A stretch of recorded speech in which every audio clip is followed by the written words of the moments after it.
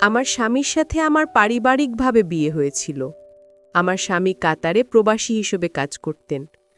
বিয়ের কিছুদিন পর আমিও স্বামীর হাত ধরে কাতার চলে গেলাম। নতুন দেশ, নতুন পরিবেশ। প্রথম দিকে সবকিছু মানিয়ে নিতে বেশ ভালোই লাগছিল। কাতারে আমার স্বামীর একজন ঘনিষ্ঠ বন্ধু ছিলেন, যিনি সেখানকার নাগরিক।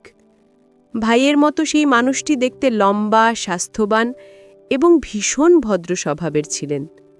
ধীরে ধীরে তার সাথে আমারও পরিচয় হয়। তিনি আমাকে ঠিক নিজের বোনের মতোই সম্মান করতেন এবং আমিও তাকে বড় ভাইয়ের চোখে দেখতাম। আমাদের দুই পরিবারের মধ্যে একটা সুন্দর সম্পর্ক তৈরি হয়েছিল। কিন্তু আমি জানতাম না যে আমাদের হাসি খুশি দিনগুলোর আড়ালে আমার স্বামী একাই একটা বড় ঝড় সামলাচ্ছিলেন। তিনি কখনো আমাকে বুঝতে দেননি যে তিনি কতটা কঠিন সময়ের মধ্যে দিয়ে যাচ্ছেন। একদিন আমার স্বামী যখন কাজে ছিলেন, হঠাৎ করেই তার সেই কাতারি বন্ধু, আমার ভাইয়ের মতো সেই মানুষটি আমাদের বাসায় এলেন। কিন্তু সেদিন তার মুখটা ছিল ভীষণ গম্ভীর আর চিন্তিত। তাকে এমন অবস্থায় দেখে আমার বুকটা কেঁপে উঠল। তিনি আমার সামনে এসে বসলেন এবং আমার স্বামীর এমন এক গোপন সত্যি আমার সামনে তুলে ধরলেন, যা শুনে আমার পায়ের তলার মাটি সরে গিয়েছিল। কিন্তু সেই কঠিন সত্যের মধ্যেই লুকিয়েছিল এক অভাবনীয় বন্ধুত্বের নিদর্শন। কি ছিল আমার স্বামীর সেই গোপন কথা? কেন তিনি আমার থেকে তা লুকিয়ে রেখেছিলেন? আর কিভাবে সেই কাতারি বন্ধুটি আমাদের জীবনে? বন্ধুরা, বাকিটা গল্পেই বলছি। আশা করি বন্ধুরা তোমরা আমার পুরো গল্পটি মনোযোগ সহকারে শুনবা। নিশ্চয়ই অনেক মজা পাবা। তাহলে চলো বন্ধুরা, আর কথা না বাড়িয়ে মূল গল্পে চলে যাই। বন্ধুরা, আমার নাম সুজাতা। আমি কলকাতার একজন মেয়ে। মধ্যবিত্ত পরিবারে আমার জন্ম, বেড়ে ওঠা। ছোটবেলা থেকেই আমি খুব সাধারণ জীবনযাপনে অভ্যস্ত ছিলাম। পড়াশোনায় মোটামুটি ভালো ছিলাম। সরকারি স্কুল থেকে উচ্চ মাধ্যমিক পাশ করেছি। বাড়ির বড় মেয়ে হওয়ায় বাবা মায়ের কাঁধ থেকে আমার বিয়ের দায়িত্বটা দ্রুত নামিয়ে দেওয়ার একটা তাগিদ সবসময় ছিল। আমাদের মতো পরিবারে মেয়েদের তাড়াতাড়ি বিয়ে দেওয়াটাকেই একটা বড় সাফল্য হিসেবে দেখা হয়। তাই আমার জন্য যখন সম্বন্ধ খোঁজা হচ্ছিল, তখন পাশের গ্রাম থেকে একটা ভালো প্রস্তাব আসে, যা আমার পরিবারের সবাই সাদরে গ্রহণ করে। পাত্রের নাম শ্যামল। সে আমাদের গ্রামেই বড় হয়েছে, কিন্তু বেশ কয়েক বছর ধরে কাতারে একটি স্বনামধন্য কোম্পানিতে ভালো পদে চাকরি করে। গ্রামের ছেলে হয়েও বিদেশে চাকরি করে নিজের এবং পরিবারের ভাগ্য পরিবর্তন করেছে, এই বিষয়টি আমার বাবা মাকে খুব প্রভাবিত করেছিল। তাছাড়া আমি মনে মনে চাইতাম আমার জীবনসঙ্গী যেন শিক্ষিত এবং স্বাবলম্বী হয়। শ্যামলের সম্বন্ধ আসায় আমার সেই স্বপ্ন পূরণ হওয়ার একটা সুযোগ তৈরি হয়েছিল। তার পরিবার সম্পর্কে খোঁজ নিয়ে আমরা জানতে পারি যে সে বাড়ির বড় ছেলে এবং তার আরও এক ভাই ও দুই বোন আছে। তার বাবা কয়েক বছর আগে মারা গেছেন, কিন্তু তার মা সংসার আগলে রেখেছেন। আমাদের বিয়েটা ছবি দেখেই ঠিক হয়েছিল। শ্যামলের ছবি আমাকে দেখানো হয় এবং আমার ছবি তাকে পাঠানো হয়। যেহেতু সে কাতারে চাকরি করত, তাই তার পক্ষে বারবার দেশে আসা সম্ভব ছিল না। তাদের পরিবার থেকে শর্ত ছিল যে শ্যামল একেবারে বিয়ের সময় দেশে ফিরবে। আমার বাবার এক বন্ধুর মাধ্যমে এই সম্বন্ধটা এসেছিল, তাই আমরা তাদের ওপর পুরোপুরি বিশ্বাস রেখেছিলাম। দুই পরিবারের সম্মতিতে আমাদের বিয়ে পাকা হয়ে যায় এবং কিছুদিনের মধ্যেই আমাদের বিয়ে সম্পন্ন হয়। বিয়ের দিন প্রথমবার শ্যামলকে দেখে আমার ভালো লেগেছিল। তার নম্র ব্যবহার আমার মন কেড়ে নিয়েছিল। বিয়ের পর শ্বশুরবাড়িতে আমার নতুন জীবন শুরু হয়।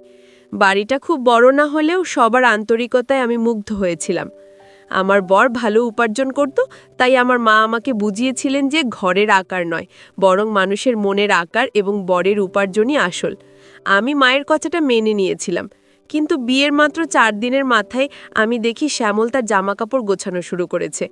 তাকে কাতারে ফিরে যেতে হবে। এই কথা শুনে আমার মনে ভীষণ কষ্ট হলো। বিয়ের এত অল্প সময়ের মধ্যে সে আমাকে একা ফেলে চলে যাবে, এটা আমি ভাবতেও পারিনি।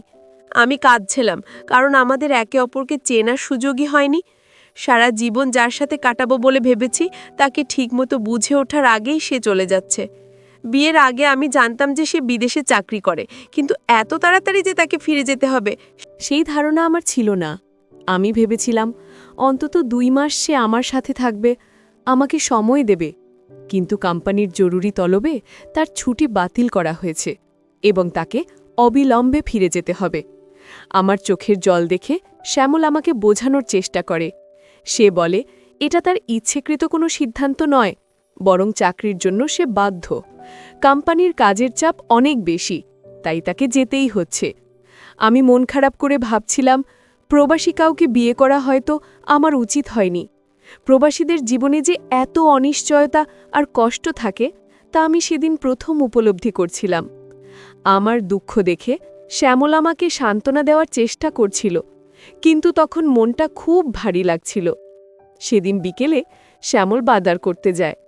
যখন সে ফিরল, আমি অবাক হয়ে দেখলাম যে তার সাথে প্রায় 15-20 কেজি ফিটকিরি। এত ফিটকিরি একসাথে দেখে আমি ভীষণ অবাক হলাম। আমি তাকে জিজ্ঞেস করলাম, এত ফিটকিরি দিয়ে তুমি কি করবে? এগুলো তো তোমার ব্যাগের ওজন অনেক বাড়িয়ে দেবে।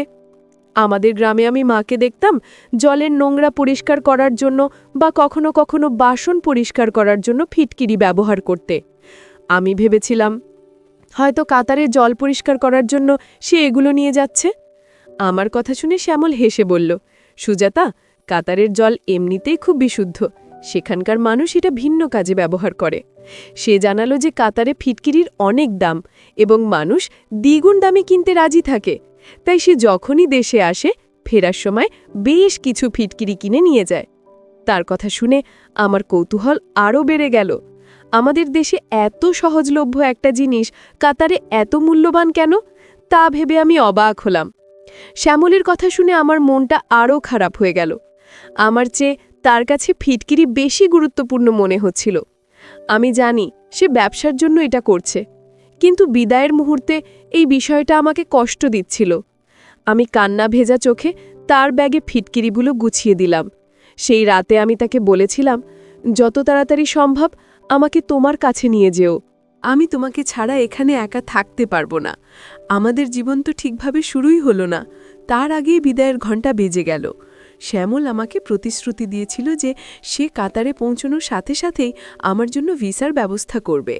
আমি জানতাম এগুলো হয়তো শুধু আমাকে সান্ত্বনা দেওয়ার জন্যই বলা, কিন্তু তার কথা বিশ্বাস করা ছাড়া আমার আর কোনো উপায় ছিল না। আমার 2 ননদ ছিল বেশ চালাক। তারা ভাবত আমি হয়তো কাঁদার ভান করছি। তারা প্রায়ই বলতো তাদের ভাই তো এতদিন একাই বিদেশে আছে, তাতে কোনো সমস্যা হয়নি। তাদের এই ধরনের কথায় আমার কষ্ট আরও বেড়ে যেত। শ্যামল কাতার চলে যাওয়ার পর আমাদের রোজ ফোনে কথা হতো, কিন্তু যখনই সে ফোন করত আমার ননদরা তার কাছে আমার নামে নানা রকম অভিযোগ করত। তারা বলতো আমি নাকি ঠিকমতো ঘরের কাজ করি না, সারাদিন শুধু মনমরা হয়ে বসে থাকি। শ্যামল এসব কথায় বিরক্ত হতো, কারণ সে আমাকে ভালোবাসত এবং আমার কষ্টটা বুঝতে পারত। সে আমাকে বলতো, সুজাতা, তোমাকে ছাড়া আমারও ভালো লাগে না, তোমার সাথে কাটানো সে কয়েকদিনের কথা আমার খুব মনে পড়ে। এভাবেই দিন কাটছিল। আমার মনটা শ্বশুরবাড়িতে একদমই টিকছিল না। সারাক্ষণ শুধু শ্যামলের কথা মনে পড়ত আর তার ফিরে আসার অপেক্ষায় থাকতাম। ননদদের সাথে আমার সম্পর্কটাও দিন দিন খারাপ হচ্ছিল। তারা আমাকে বোঝা হিসেবে দেখতে শুরু করেছিল। শাশুড়ি অসুস্থ থাকায় তিনি খুব বেশি কথা বলতে পারতেন না, তাই আমার মনের কথা বলার মতো কেউ ছিল না। আমি প্রায়ই একা একা ছাদে গিয়ে কাঁদতাম আর ভাবতাম আমার ভাগ্যটা হয়তো এমনই। একদিন হঠাৎ শ্যামল ফোন করে আমাকে এমন একটা খবর দিল যা শুনে আমি খুশিতে আত্মহারা হয়ে গেলাম। সে বলল সে আমার জন্য কাতারের ভিসা এবং টিকিট পাঠিয়ে দিয়েছে, আমি তার কাছে যেতে পারবো। এই কথা শুনে আমার মনে হলো আমি যেন নতুন করে প্রাণ ফিরে পেলাম। আমার আনন্দের কোনো সীমা ছিল না, কিন্তু আমার এই খুশি দেখে আমার ননদরা একদমই খুশি হতে পারল না। তারা চাইতো তাদের ভাই যেন তাদেরকেও কাতারে নিয়ে যায়। আমি ননদদের কথায় কান না দিয়ে নিজের জামাকাপড় গোছাতে শুরু করে দিলাম। আমি শ্যামলকে ফোন করে জিজ্ঞেস করলাম, তোমার জন্য কি নিয়ে আসব? সে উত্তরে বলল, আমার জন্য কিছু আনতে হবে না, শুধু আসার সময় প্রায় 20 কেজি ফিটকিরি কিনে এনো। আমি আবার অবাক হলাম। এই তো কিছুদিন আগেই সে 15-20 কেজি ফিটকিরি নিয়ে গেল, আবার আমাকেও নিয়ে যেতে বলছে। এত ফিটকিরি দিয়ে তারা কি করে? এই রহস্যটা আমার মাথায় ঘুরপাক খেতে লাগলো। এত ভারী জিনিসপত্র নিয়ে একা একা বিদেশ যাত্রা করাটা আমার জন্য বেশ কঠিন ছিল। আমার জামা কাপড়ের সাথে 20 কেজি ফিটকিরি নেওয়ার ফলে ব্যাগটা ভীষণ ভারী হয়ে গিয়েছিল। বিমানবন্দরে ব্যাগটা টানতে গিয়ে আমার খুব কষ্ট হচ্ছিল। পুরো রাস্তা আমি শুধু একটাই কথা ভাবছিলাম, কাতারের মানুষ এত ফিটকিরি দিয়ে আসলে কি করে? এই রহস্যটা আমাকে ভীষণভাবে ভাবাচ্ছিল। অনেক ঘন্টার যাত্রা শেষে আমি কাতারে আমার বরের কাছে পৌঁছাই। এয়ারপোর্টে শ্যামলকে দেখে আমি সব কষ্ট ভুলে গিয়েছিলাম, কিন্তু আমাকে দেখে সে প্রথমেই যে প্রশ্নটা করল তা হলো, ফিটকিরি এনেছ তো? তার এই কথা শুনে আমার মনটা আবার ভেঙে গেল। আমার চেয়ে তার কাছে ফিটকিরির চিন্তাটাই বেশি। আমি চুপচাপ ফিটকিরি ভর্তি ব্যাগটা তাকে দেখিয়ে দিলাম। সে ব্যাগটা নিয়ে এক বন্ধুর হাতে দিয়ে আসলো এবং ফেরার সময় তার হাতে অনেক টাকা ছিল। তবে ফ্ল্যাটে ফিরে সে আমার যত্ন নিল এবং আমাকে আশ্বস্ত করল, যার ফলে আমি আর ফিটকিরির কথা জিজ্ঞেস করার সুযোগই পাইনি। শ্যামলের ভালোবাসায় আমি কিছুদিনের জন্য ফিটকিরির রহস্যটা ভুলেই গিয়েছিলাম। কাতারে তার সাথে আমার জীবনটা স্বপ্নের মতো কাটছিল। আমরা একসাথে ঘুরতে যেতাম, শপিং করতাম আর অনেক গল্প করতাম।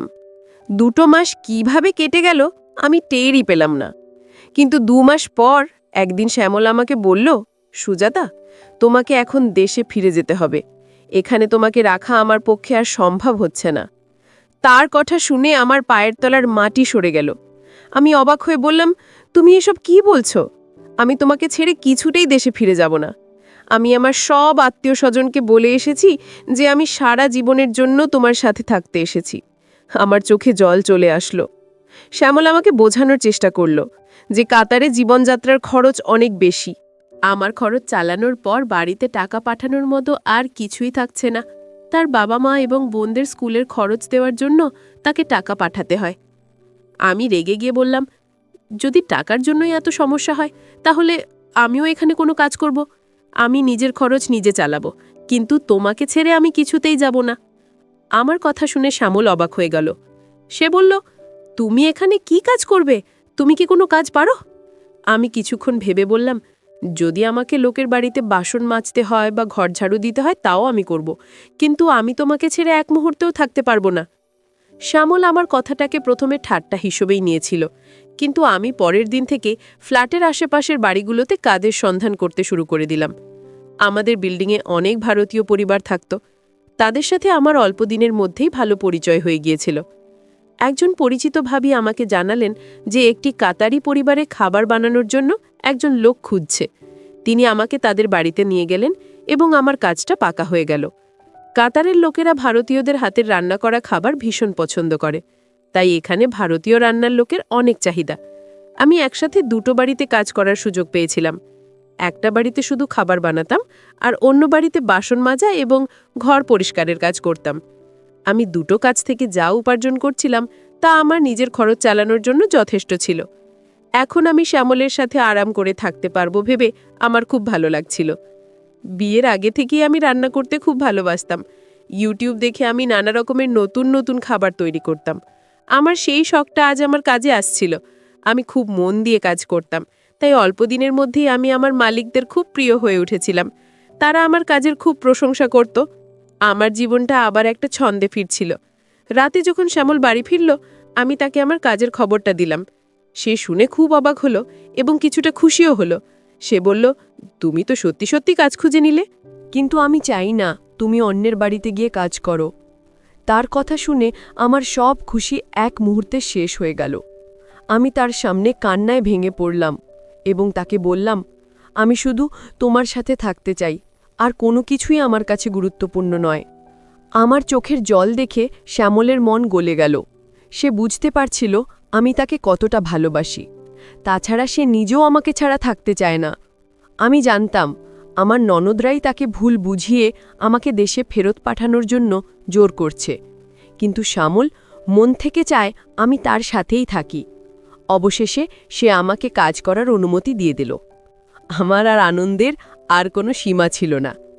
পরের দিন সকালে শ্যামল অফিসে যাওয়ার আগে আমাকে বলল, যদি কাজ করতে তোমার কোনো অসুবিধে হয় তাহলে ছেড়ে দিও, তোমার কষ্ট হোক এটা আমি চাই না। আমি তাকে আশ্বস্ত করে বললাম, তুমি কোনো চিন্তা করো না, আমি সব সামলে নেব। সে চলে যাওয়ার পর আমি ঘরের সব কাজ শেষ করে আমার নতুন কাজের জায়গায় গেলাম। যে কাতারি মহিলার বাড়িতে আমার প্রথম কাজ ছিল তার বাড়িটা ছিল প্রাসাদের মতো। ভেতরটা এত সুন্দর করে সাজানো ছিল যে আমি দেখে অবাক হয়ে গেলাম। এখানকার মানুষগুলো খুব মিশুকে এবং আন্তরিক। বাড়ির মালকিন হিন্দি বলতে না পারলেও ইশারায় আমাকে বুঝিয়ে দিচ্ছিলেন যে কিভাবে কি করতে হবে। আমি রান্নাঘরে গিয়ে রান্নার প্রস্তুতি নিতে শুরু করলাম। রান্নাঘরে কাজ করার সময় হঠাৎ আমার চোখ পড়ল একটা বড় কাঁচির বক্সের উপর। বক্সের ভেতরে ভর্তি ছিল ফিটকিরি। এই জিনিসটা দেখে আমার মাথায় আবার সেই পুরনো প্রশ্নটা জেগে উঠল।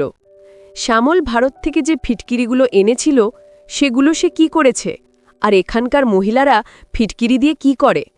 আমি কাকে এই প্রশ্নটা জিজ্ঞেস করব তা বুঝতে পারছিলাম না, কারণ এই বাড়িতে যতজন কাজের লোক ছিল তারা কেউই হিন্দি বুঝত না, আর আমি আরবি বা ইংরেজি বলতে পারতাম না। শ্যামলকেও জিজ্ঞেস করে কোনো লাভ নেই, কারণ সে আগেই বলেছিল যে সেই ব্যাপারে কিছুই জানে না। আমি এই সব কথা ভাবতে ভাবতে রান্না করছিলাম। হঠাৎ দেখলাম বাড়ির মালকিন রান্নাঘরে এলেন এবং বক্স থেকে এক টুকরো ফিটকিরি বের করে একটা জলের পাত্রে ডুবিয়ে দিলেন। তারপর পাত্রটা ঢাকনা দিয়ে ঢেকে একটা কোণায় রাখলেন। তারই কাজটা আমাকে আরও অবাক করে দিল। তিনি এমনভাবে কাজটা করছিলেন যেন কেউ তাকে দেখে না ফেলে, কিন্তু আমি আড়াল থেকে তাকে দেখে ফেলেছিলাম। তিনি বুঝতে পারেননি যে আমি তাকে লক্ষ্য করছি।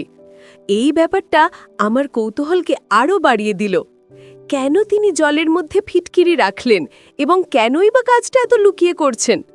আমার মাথায় হাজারো প্রশ্ন ঘুরতে লাগল, কিন্তু উত্তর দেওয়ার মতো কেউ ছিল না। আমার প্রথম দিনের কাজ খুব ভালোভাবেই শেষ হলো। আমি সব বাড়িতে রান্না করে, ঘর পরিষ্কার করে এবং বাসন মেজে প্রায় ৬-৭ ঘন্টার মধ্যে বাড়ি ফিরে এসেছিলাম। শ্যামল বাড়ি ফেরার আগেই আমি তার জন্য রাতের খাবার তৈরি করে রেখেছিলাম। রান্না করাটা আমার কাছে একটা শিল্পের মতো ছিল, তাই আমি কাজটা খুব উপভোগ করছিলাম। আমার মনে হচ্ছিল আমি যেন নিজের পায়ে দাঁড়াতে পারছি। রাতে শ্যামল বাড়ি ফেরার পর আমাকে কাজের ব্যাপারে অনেক প্রশ্ন করল। আমি তাকে বললাম যে কাজ খুব ভালো হয়েছে এবং আমার কোনো রকম অসুবিধা হয়নি।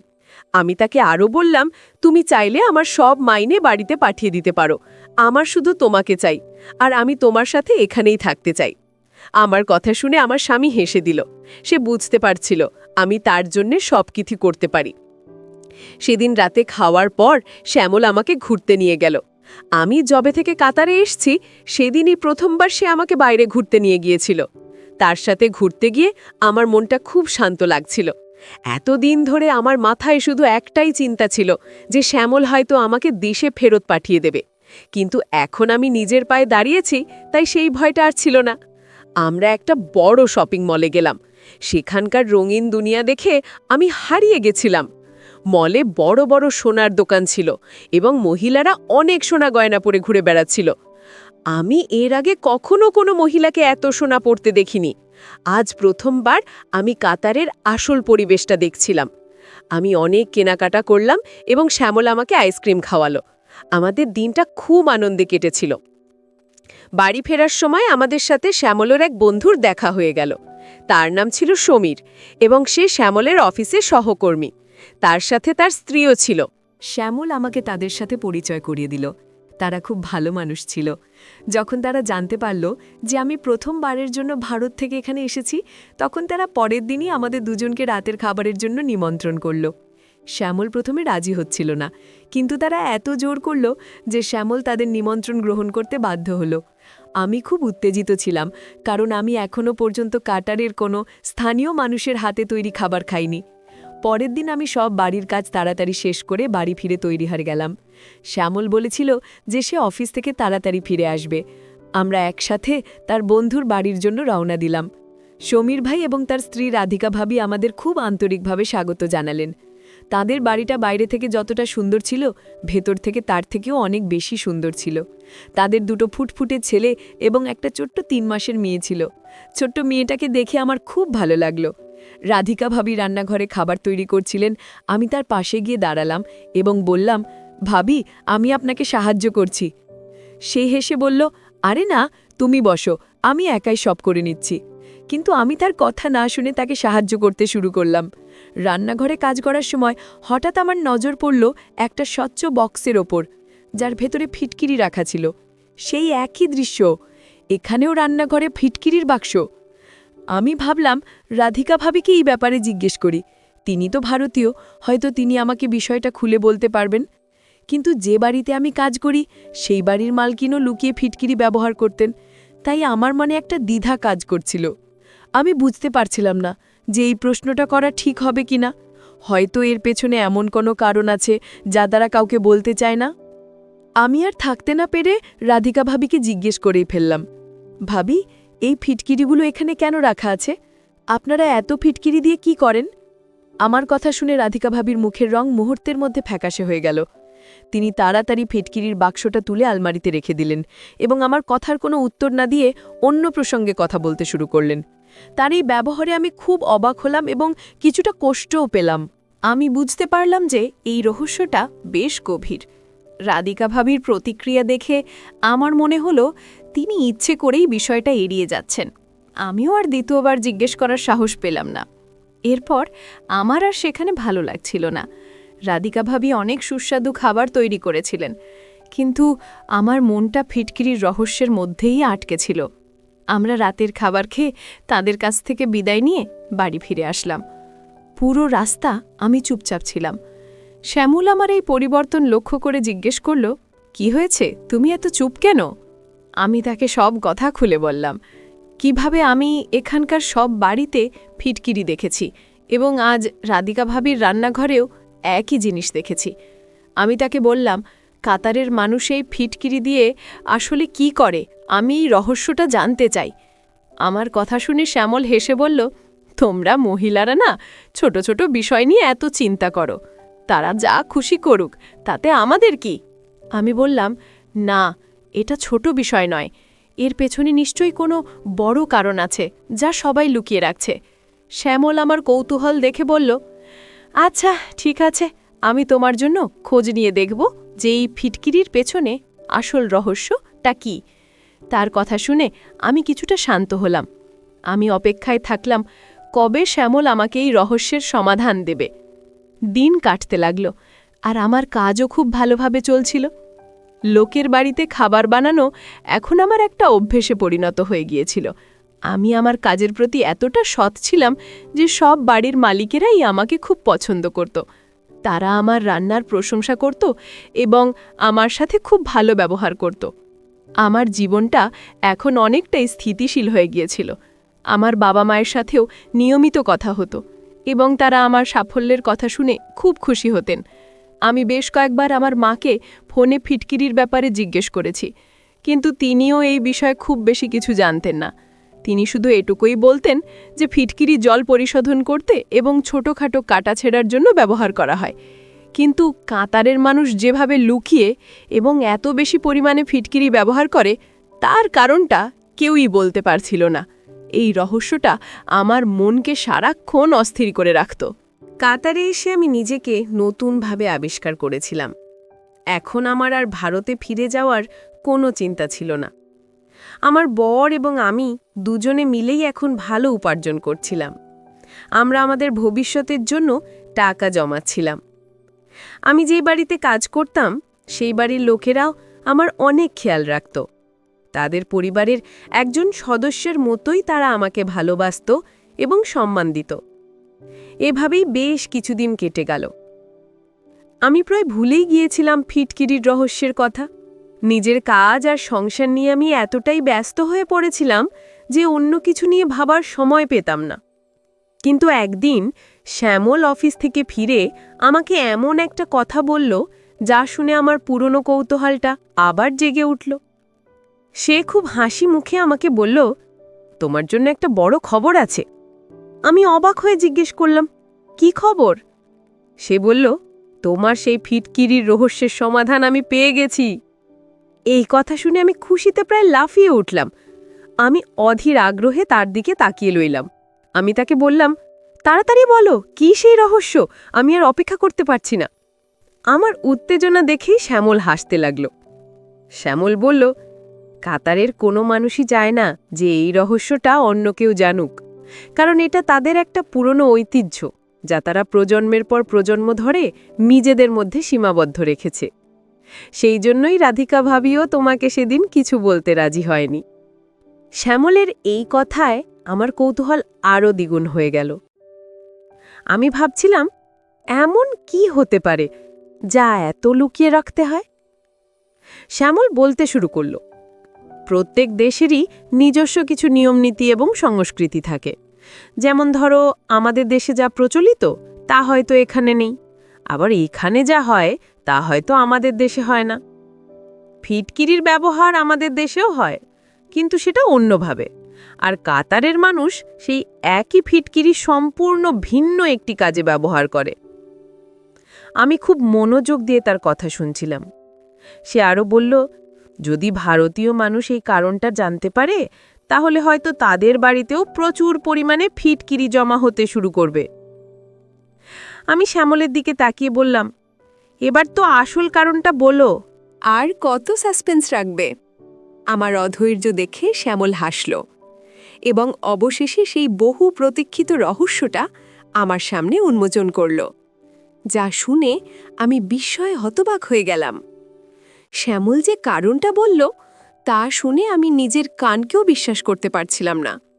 আমার ২৪ বছরের জীবনে আমি কখনো ফিটকিরির এমন ব্যবহারের কথা শুনিনি। আমি অবাক হয়ে শ্যামলকে বললাম, তুমি সত্যি বলছো তো? শ্যামল বলল, হ্যাঁ, এটা একদম সত্যি।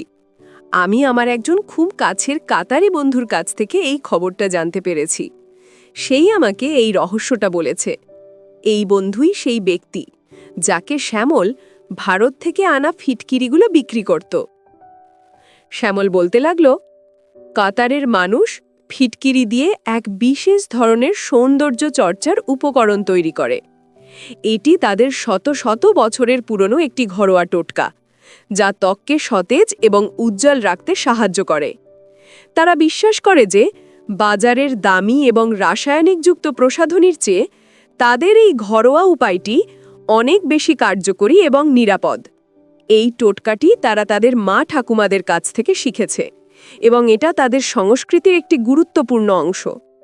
এই বিশেষ উপকরণটি তৈরি করার জন্য তারা ফিটকিরির গুঁড়োর সাথে গোলাপ জল, চন্দন, জাফরান এবং আরও কিছু ভেষজ উপাদান মেশায়। এরপর সেই মিশ্রণটি একটি বিশেষ পাত্রে কিছুদিন রেখে দেয়। প্রতিদিন সকালে তারা এই মিশ্রণটি নিজেদের ত্বকে ব্যবহার করে। তারা মনে করে এই মিশ্রণটি ত্বকের স্বাস্থ্য রক্ষা করে, ত্বককে সতেজ রাখে এবং উজ্জ্বলতা বাড়াতে সাহায্য করে। এই কারণেই তারা এত বেশি পরিমাণে ফিটকিরি ব্যবহার করে এবং বিষয়টি গোপন রাখে। তারা চায় না যে তাদের এই পুরনো এবং কার্যকরী টোটকাটি বাণিজ্যিক রূপ নিক বা অন্য কেউ এর রহস্য জেনে ফেলুক। এটা তাদের কাছে শুধু একটি সৌন্দর্য চর্চার উপায় নয়, বরং তাদের ঐতিহ্য এবং সংস্কৃতির একটি প্রতীক। তারা এই জ্ঞানটি শুধু পরিবারের পরবর্তী প্রজন্মের মধ্যে শেখায়। শ্যামলের কথা শুনে আমি সবটা বুঝতে পারলাম। কেন সেই বাড়ির মালকিন লুকিয়ে ফিটকিরি জলে মেশাচ্ছিলেন, বা কেনই বা রাধিকা ভাবি সেদিন আমার প্রশ্নের উত্তর না দিয়ে বিষয়টি এড়িয়ে গিয়েছিলেন। তারা তাদের এই মূল্যবান জ্ঞানটি বাইরের কারোর সাথে ভাগ করে নিতে চাননি। আমি তাদের এই গোপনীয়তার কারণটা বুঝতে পেরে তাদের প্রতি শ্রদ্ধাশীল হলাম। আমার মনে হলো, প্রত্যেক সংস্কৃতিরই নিজস্ব কিছু সৌন্দর্য এবং রহস্য থাকে, যা আমাদের সম্মান করা উচিত।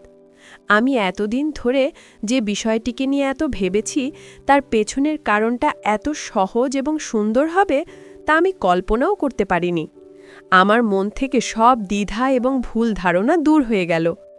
আমি শ্যামলকে ধন্যবাদ জানালাম এই রহস্যটা সমাধান করার জন্য। সে আমাকে বলল, এতে আমারও অনেক লাভ হয়। আমি ভারত থেকে কম দামে ফিটকিরি কিনে এনে এখানে বেশি দামে বিক্রি করি। এখানকার মানুষ তাদের ঐতিহ্যের জন্য যে কোনো মূল্য দিতে রাজি। তার কথা শুনে আমি হাসলাম।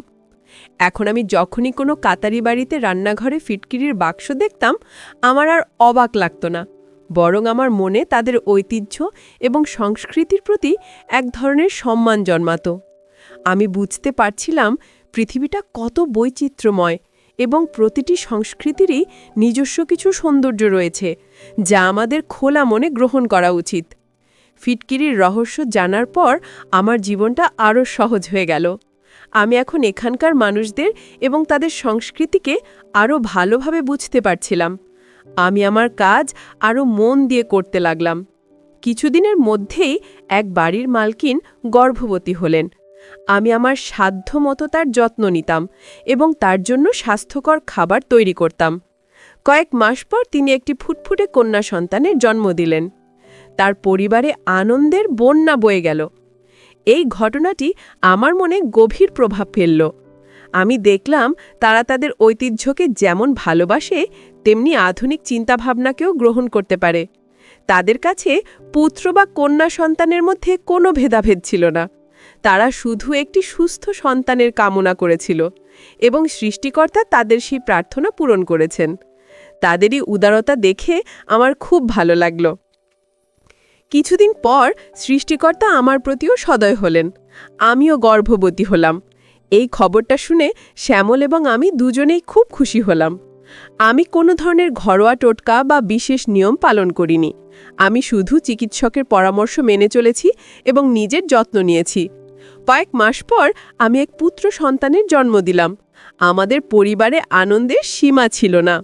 আমার ছেলে হওয়ার পর আমি বুঝতে পারলাম সন্তান ছেলেই হোক বা মেয়ে তাতে কিছুই যায় আসে না। আসল হলো সে যেন সুস্থ এবং ভালো মানুষ হিসেবে বেড়ে ওঠে।